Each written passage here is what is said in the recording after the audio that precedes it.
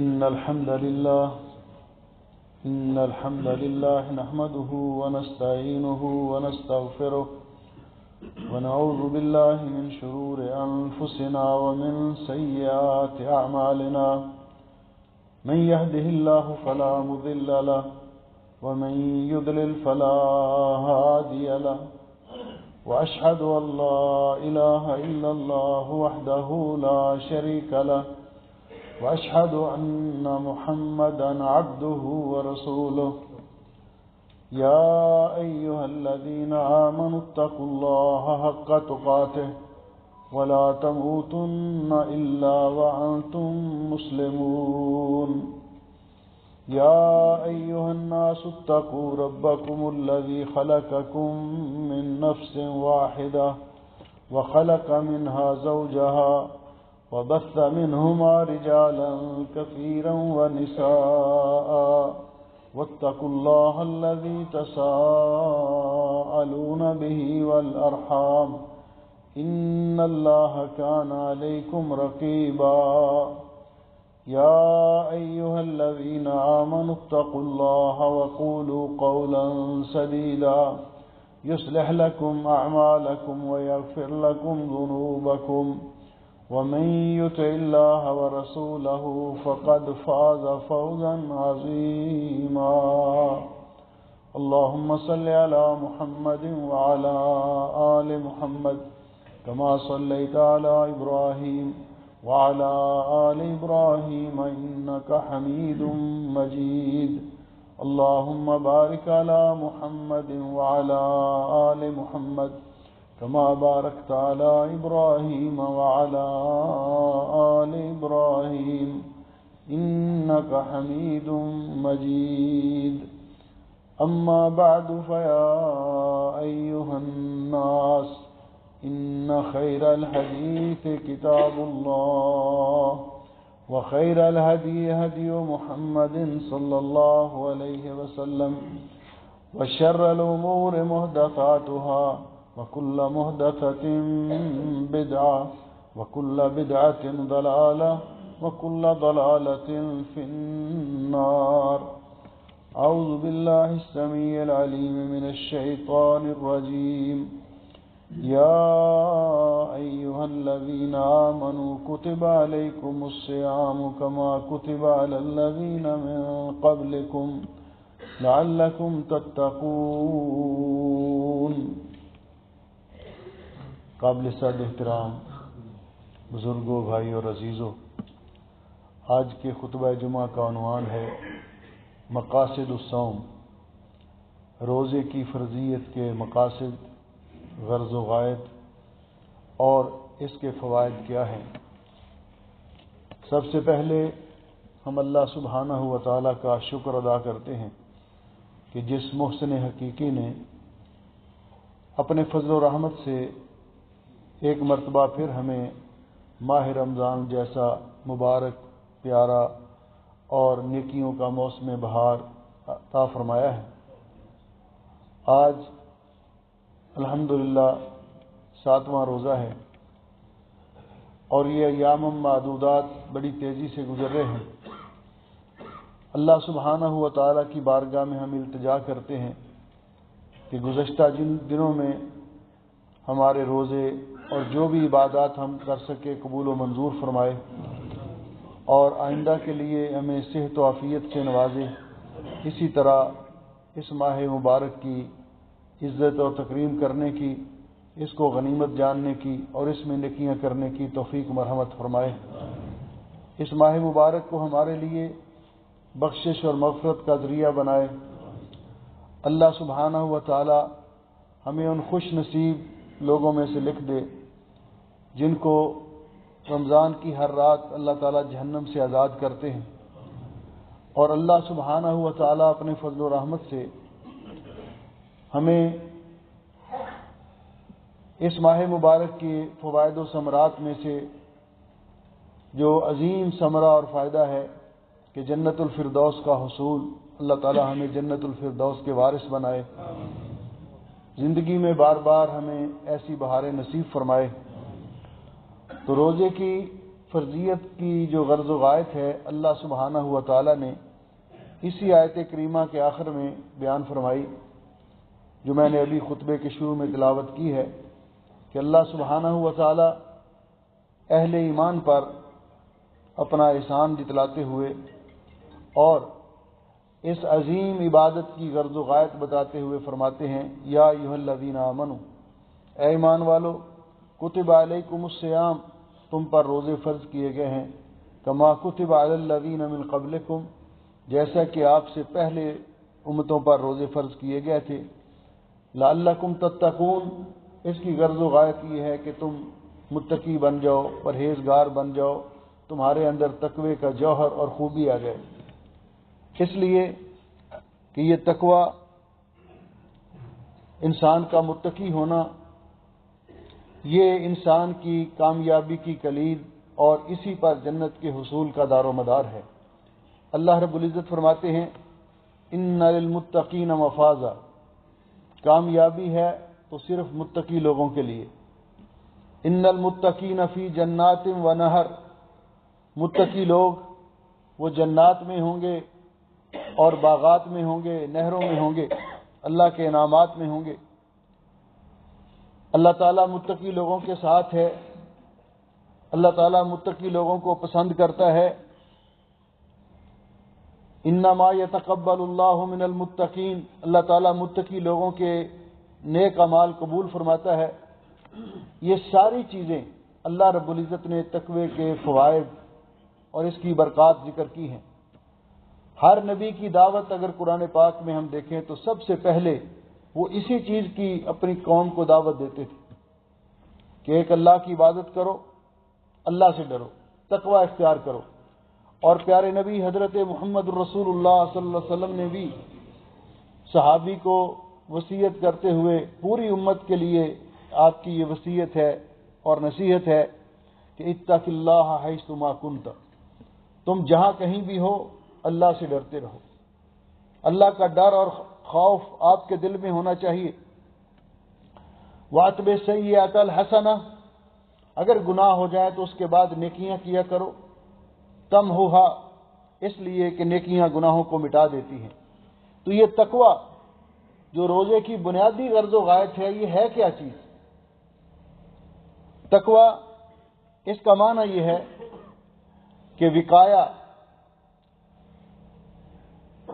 رکاوٹ، آڑ اوٹ، اپنے اور گناہوں کے درمیان بنا لینا، اپنے اور جہنم کی آگ کے درمیان رکاوٹ بنا لینا نیک اعمال کی، اس کا معنی تقوی ہے۔ یعنی اپنے آپ کو گناہوں سے بچا کے رکھنا، اللہ کی نافرمانی سے بچا کے رکھنا اور اللہ کے احکام کی تعمیل پر لگا کے رکھنا، اسی کا نام تقوی ہے۔ حضرت عمر فاروق رضی اللہ تعالیٰ عنہ نے ایک دن حضرت ابی بن کعب رضی اللہ تعالیٰ عنہ سے پوچھا تھا کہ تقوی کیا چیز ہے؟ تو انہوں نے فرمایا، کبھی آپ کسی ایسی وادی سے گزرے ہیں جس کی دونوں طرف خاردار جھاڑیاں ہوں؟ تو حضرت فاروق اعظم رضی اللہ تعالیٰ نے فرمایا کہ ہاں، کئی بار ایسا موقع ملا۔ کہا وہاں سے گزرتے وقت آپ کیا طرز عمل اپناتے ہیں، کیا آپ کا طریقہ کار ہوتا ہے؟ کہا کہ اپنے کپڑوں کو سمیٹ کر وہاں سے بچ بچا کے گزر جاتا ہوں، کہیں وہ کانٹے الجھ کر میرے دامن کو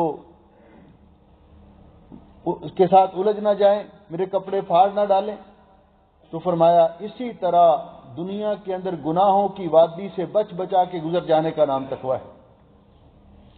جب انسان تقوی اختیار کرتا ہے تو روزہ اس کی غرض و غایت میں سے یہ بات ہمیں واضح طور پر نظر آتی ہے کہ نبی کریم علیہ الصلوۃ والسلام نے فرمایا الصوم جنۃ، روزہ ڈھال ہے انسان اور گناہوں کے درمیان، انسان اور جہنم کی آگ کے درمیان، یہ ڈھال ہے روزہ، ما لم یخرقھا، جب تک کوئی اس ڈھال کو توڑ نہیں دیتا۔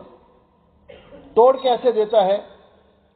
کہ غیبت کے ساتھ، چغلی کے ساتھ، جھوٹ کے ساتھ، گالی گلوچ کے ساتھ۔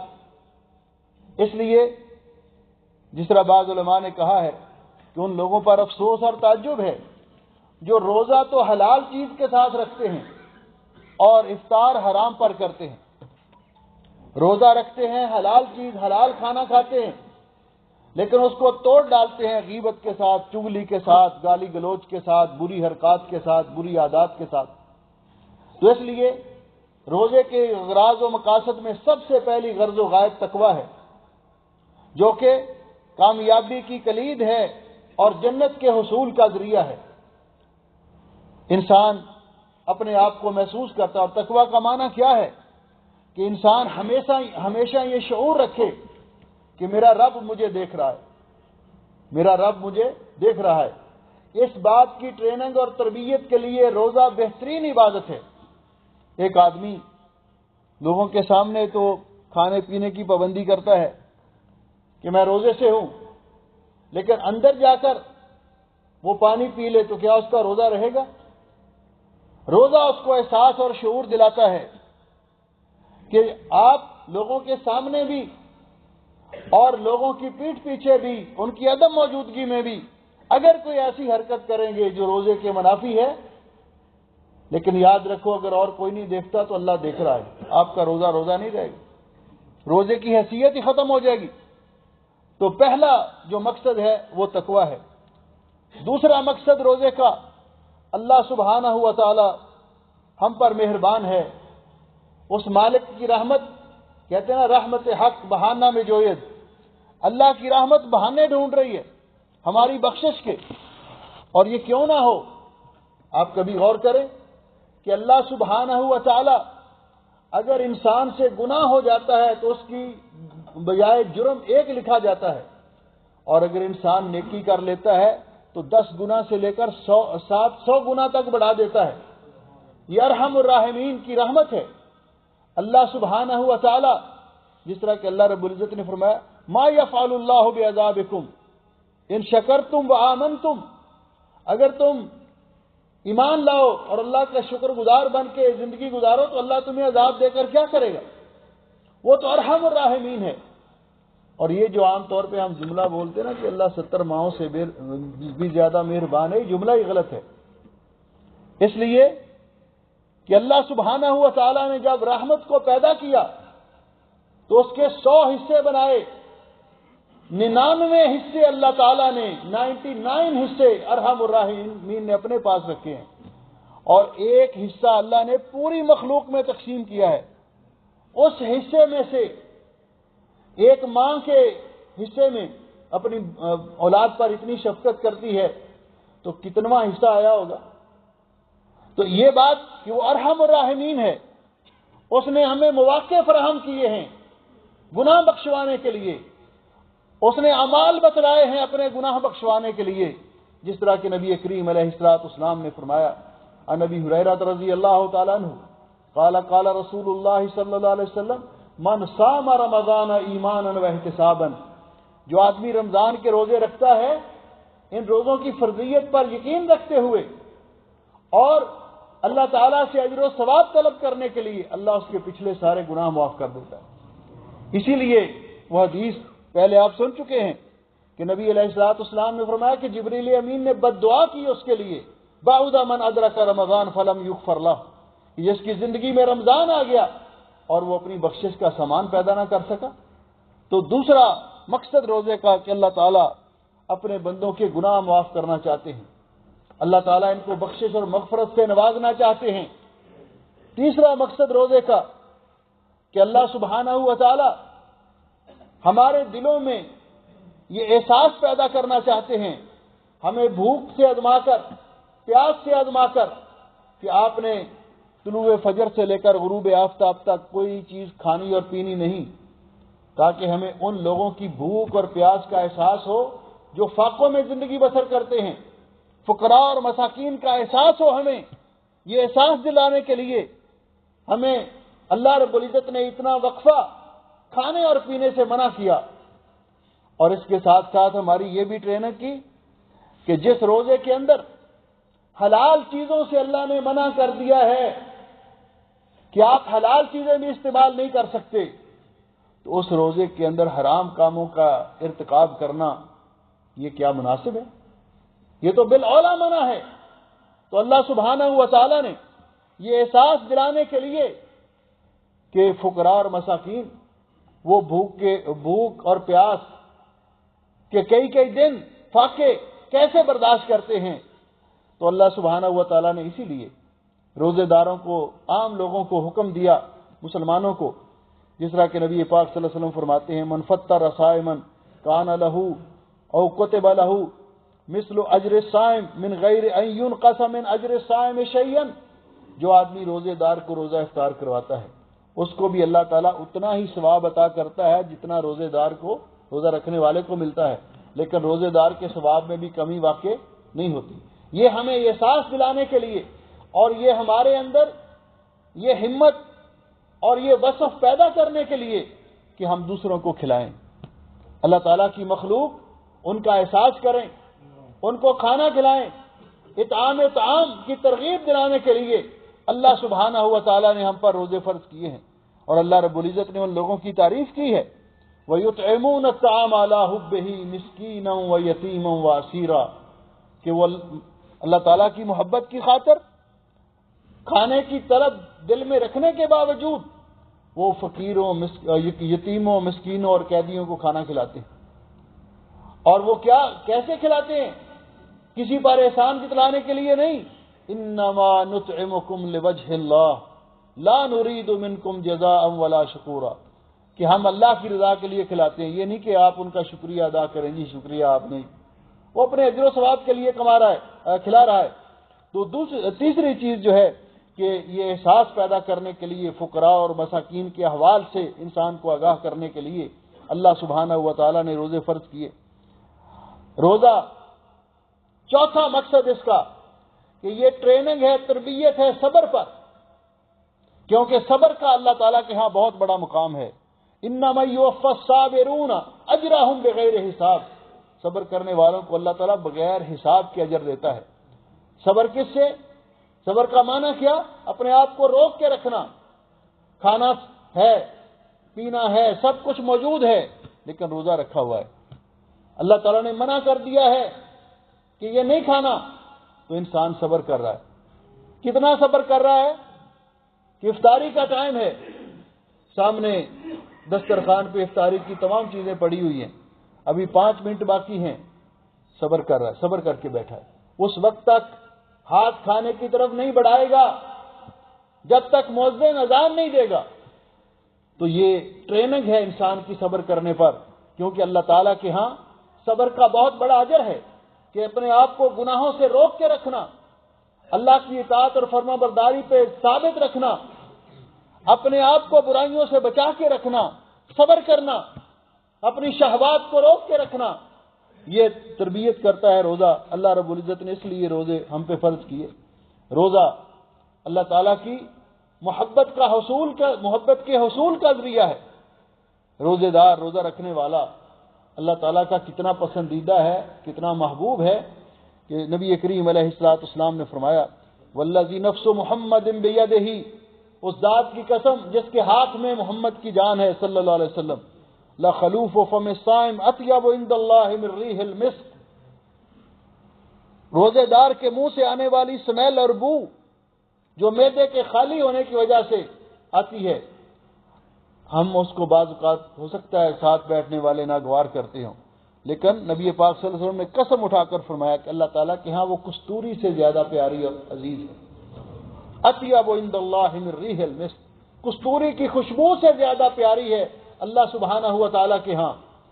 تو روزے دار جو روزے رکھتا ہے، اور یہ اللہ تعالیٰ کا اتنا محبوب ہے کہ اللہ تعالیٰ کو اس کے منہ سے آنے والی وہ سمیل بھی اتنی پیاری ہے۔ اور اسی لیے میں کہتا ہوں کہ نبی کریم علیہ الصلوۃ والسلام نے جو فرمایا ہے نا کہ روزے دار روزے کی حالت میں اللہ تعالیٰ سے جو دعا کرتا ہے اللہ اس کی دعا کو رد نہیں کرتا، تو میں کہتا ہوں کہ جس کے منہ سے آنے والی یہ بو اللہ تعالیٰ کو کستوری سے زیادہ پسند ہے، اس کے منہ سے نکلنے والی دعا کیا اللہ رد کر دے گا؟ یہ روزہ دعاؤں کی قبولیت کا ذریعہ بھی ہے اور موقع بھی ہے۔ اسی طرح روزے دار کو اللہ تعالیٰ خوشی عطا کرنا چاہتے ہیں۔ روزے کے مقاصد میں سے کہ اللہ تعالیٰ روزے دار کو خوشی عطا کرنا چاہتے ہیں، اس کو پریشانیوں سے بچانا چاہتے ہیں. اور وہ خوشی کیسے؟ پیارے نبی حضرت محمد رسول اللہ صلی اللہ علیہ وسلم نے فرمایا، بخاری اور مسلم کی حدیث ہے، وَلِلصَّائِمِ فَرْحَتَانِ، روزے دار کو اللہ تعالیٰ دو خوشیاں نصیب کرتا ہے. فرحتن عند فطرہ، ایک خوشی اس وقت جس وقت روزہ افطار کرتا ہے. اس کے علماء نے دو مفہوم بیان کیے ہیں. جب روزہ یومیہ روزہ رکھتا ہے اور افطار کرتا ہے، اس وقت روزے دار کو خوشی ہوتی ہے. کس بات پر؟ کہ آج کھانے کو بڑا اچھا ملا، فروٹ چاٹ بھی تھے، پکوڑے بھی تھے، سموسے بھی تھے، یہ بھی تھا وہ بھی تھا. اس لیے بھئی یہ سب کو نہیں ملتی. ایسے لوگ بھی ہیں جو صرف پانی پہ روزہ افطار کرواتے. تو خوشی حقیقی پھر کیا ہوئی؟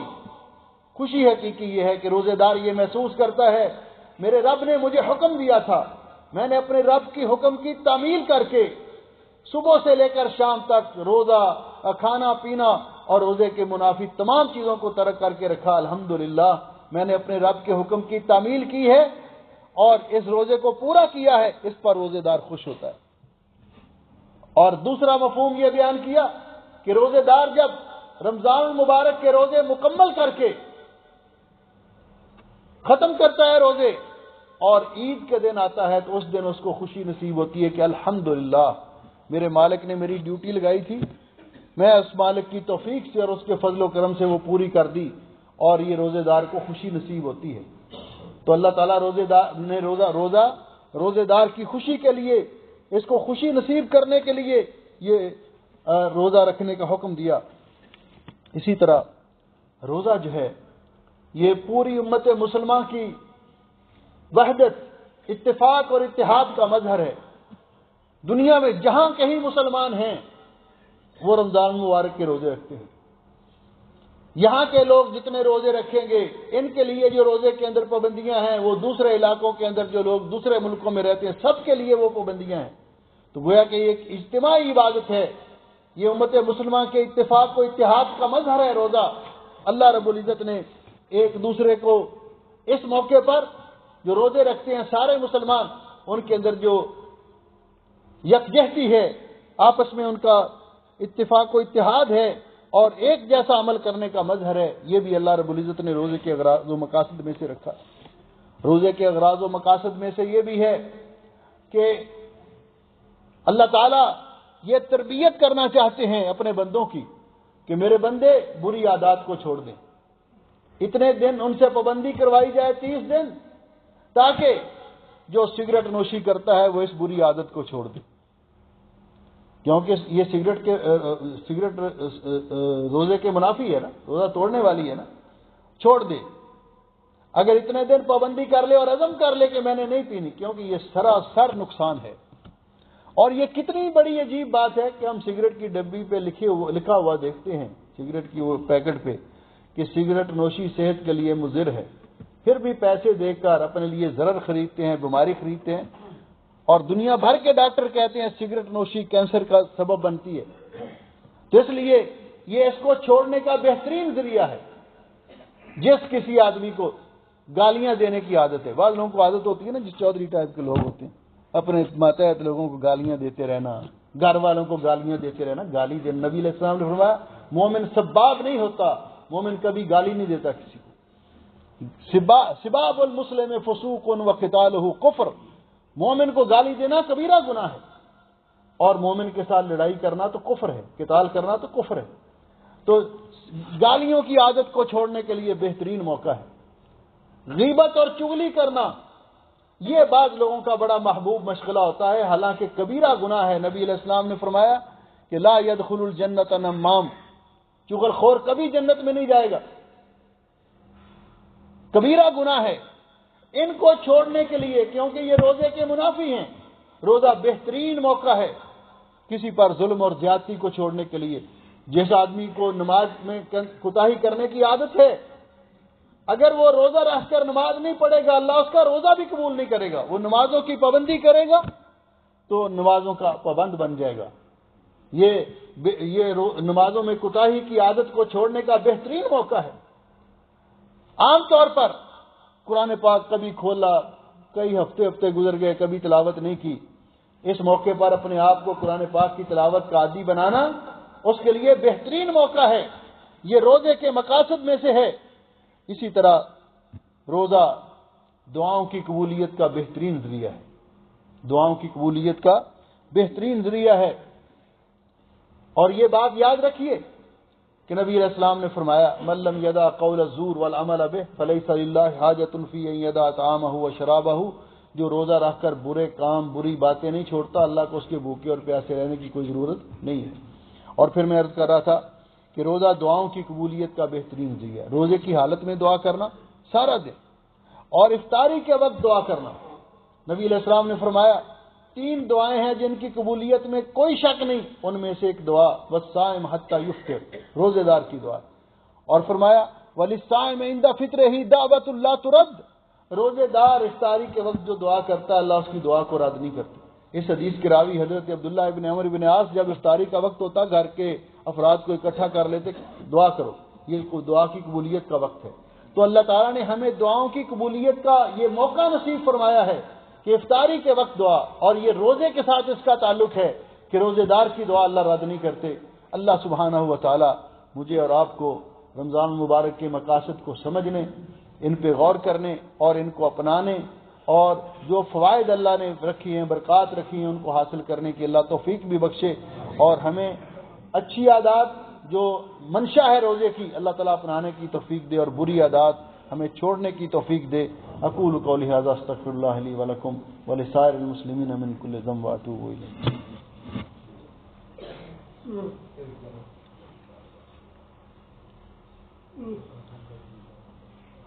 ان الحمد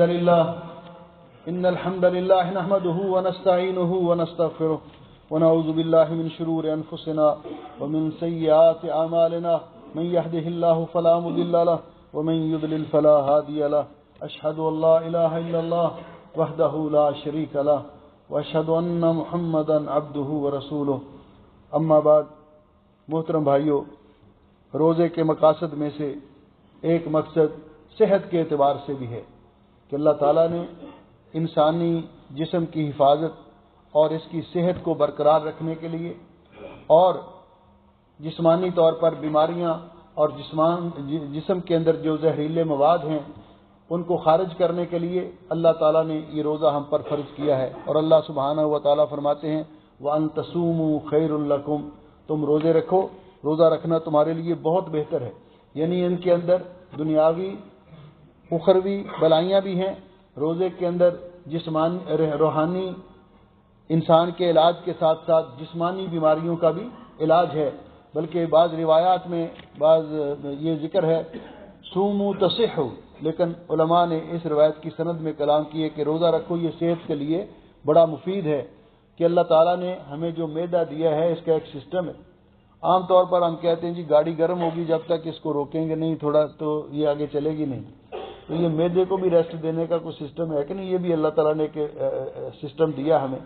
ویسے تو نہیں ہم کبھی اس کو ریسٹ دینے کے لیے تیار، تو اللہ نے جبری طور پر ہم پر فرض کر کے ہماری مصلحت کے لیے، اللہ تعالیٰ کو ہمارے روزے سے کوئی سروکار نہیں ہے، اللہ تعالیٰ ہمیں اس روزے کے ساتھ ہمارے فائدے کرنا چاہتا ہے، کہ وہ ہمارے فائدے کے لیے اللہ تعالیٰ نے فرض کیے ہیں۔ جس طرح کسی نے کہا ہے المائدۃ بیت الداء والحمیۃ راس الدواء، کہ معدہ جو ہے بیماریوں کا گھر ہے، بیماریوں کا گھر ہے، اس کو ریسٹ دینا، کبھی کبھی اس کو خالی رکھنا، یہ عین علاج ہے، یہ بہترین علاج ہے۔ تو اللہ تعالیٰ نے اس کے اندر جسمانی طور پر بھی انسان کے لیے فائدے رکھے ہیں روزے کے لیے۔ تو اللہ سبحانہ و تعالیٰ کی بارگاہ میں دعا ہے کہ اللہ تعالیٰ ہمیں روزے کے روحانی اور جسمانی دنیاوی اور اخروی فوائد اور برکات ہمیں عطا فرمائے، اور ہمارے روزے قبول فرمائے، ہمارے لیے بخشش اور مغفرت کا ذریعہ بنائے، اور زندگی میں بار بار ایسی بہاریں نصیب فرمائے۔ کچھ بھائیوں نے دعا کے لیے درخواست کی ہے، یہ بھی جو مسجد کے فراش ہیں ساتھی، انہوں نے کہا ان کے والد بیمار ہیں، ان کے لیے دعا کریں، اللہ ان کو شفا دے۔ ہمارے بھائی تنویر صاحب کے لیے دعا کریں، بھائی صداقت صاحب کے لیے دعا کریں، اور چھوٹا بچہ عیسیٰ عمیر کے لیے دعا کریں، سب بیماروں کے لیے دعا کریں کہ اللہ تعالیٰ بیماروں کو شفا عطا فرمائے۔ ہمارے محترم بھائی حافظ ابو بکر عتیق صاحب کی پھوپھی جان رات کو وفات پا گئی ہیں، ان کے لیے بھی دعا کریں کہ اللہ تعالیٰ ان کی مغفرت فرمائے۔ اور ان کے لواحقین کو صبر جمیل کی توفیق عطا فرمائے۔ ہمارے ایک بڑے اچھے ساتھی تھے سلیم، محمد سلیم، وہ غالباً بدر ملا کے اندر تھے، وہ ان کے شو روم میں، وہ بھی کل وفات پا گئے ہیں۔ ان کے لیے بھی دعا کریں، اللہ ان کی بھی مغفرت فرمائے۔ سب بیماروں کے لیے دعا کریں کہ اللہ بیماروں کو شفا عطا فرمائے اور فوت شدگان کی مغفرت فرمائے۔ ان اللہ و ملائکتہ یصلون علی النبی یا ایھا الذین آمنوا صلوا علیہ وسلموا تسلیما۔ اللهم صل علی محمد وعلی آل محمد كما صلیت علی ابراہیم وعلى آل إبراهيم إنك حميد مجيد۔ اللهم بارك على محمد وعلى آل محمد كما باركت على إبراهيم وعلى آل إبراهيم إنك حميد مجيد۔ ربنا ظلمنا أنفسنا وإن لم تغفر لنا وترحمنا لنكونن من الخاسرين۔ اللهم ربنا تقبل منا صيامنا وقيامنا وصالح أعمالنا يا حي يا قيوم برحمتك نستغيث۔ اللهم إنك عفو تحب العفو فاعف عنا۔ اللهم إنك عفو تحب العفو فاعف عنا۔ اللهم اشف مرضانا ومرضى المسلمين۔ اللهم اشف مرضانا ومرضى المسلمين۔ اللهم اغفر للمسلمين الميتين۔ اللهم اغفر لهم وارحمهم وعافهم واعف عنهم۔ اللهم ادخلهم جنة الفردوس واعذهم من فتنة القبر وعذاب النار۔ فاطر السماوات والأرض أنت ولينا في الدنيا والآخرة، توفنا مسلمين والحقنا بالصالحين۔ ربنا آتنا في الدنيا حسنة وفي الآخرة حسنة وقنا عذاب النار۔ سبحان ربك رب العزة عما يصفون وسلام على المرسلين والحمد لله رب العالمين۔